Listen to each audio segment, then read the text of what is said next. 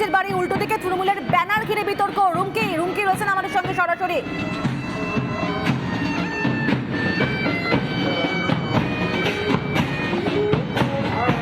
একদমই প্রিয়, যে কথাটা আমি একটু আগেও বলছিলাম, আমি ছবি দেখাই তোমাকে, তাহলে বিষয়টা স্পষ্ট করা সম্ভব হবে।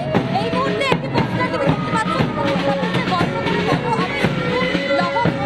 এবং নিচে দেখাতে পারি, আমার ভিডিওতে বলবো একটু নিচে লেখা হচ্ছে এনওপি সোশ্যাল মিডিয়া সেল, অর্থাৎ বিরোধী দলনেতা সোশ্যাল মিডিয়া সেল থেকে এই পোস্টার দেওয়া হচ্ছে। কিন্তু কোথাও কোনো জায়গায় বিজেপির কোনো লোগো নেই,